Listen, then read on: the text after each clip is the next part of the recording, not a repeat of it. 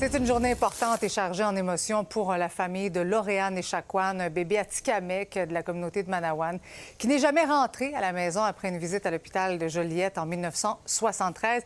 Marie-Claude, qui suit ce dossier de près pour nous. Donc, sa famille s'est présentée à la Cour supérieure à Joliette pour demander l'autorisation d'exhumer son corps. Oui, demande qui a été faite aujourd'hui. Les sœurs de Lauriana, ses frères, qui se sont ici adressés à une juge de la Cour supérieure pour demander qu'on exhume le petit corps.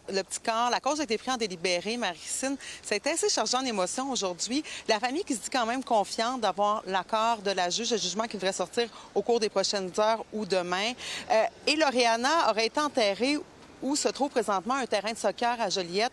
À l'époque, c'était un champ de maïs, pourtant situé juste à côté d'un cimetière. Il y a eu plusieurs recherches, des chiens pisteurs qui sont spécialisés dans la détection de restes humains, du géoradar. Il y a aussi des recherches archéologiques. Et finalement, 4 endroits ont été ciblés pour trouver la petite fille. Là-dessus, je vous laisse entendre ses sœurs suivies de leur avocate.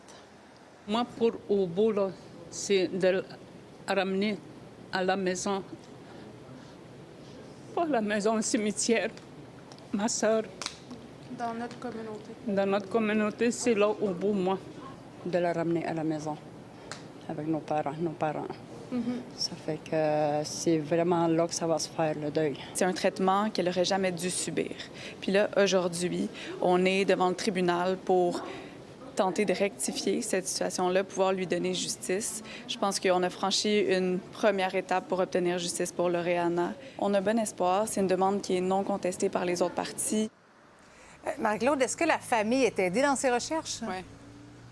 Oui, depuis l'adoption de la loi 79, adoptée il y a 5 ans par la CAQ, qui force les établissements de santé à rendre des documents importants, ça facilite beaucoup les recherches. Et il y a l'organisme Awashak pour et par les Autochtones qui est né à ce moment-là et qui accompagne les familles pour sa directrice, Françoise Repertas. Aujourd'hui, c'est vraiment aussi une étape vraiment importante.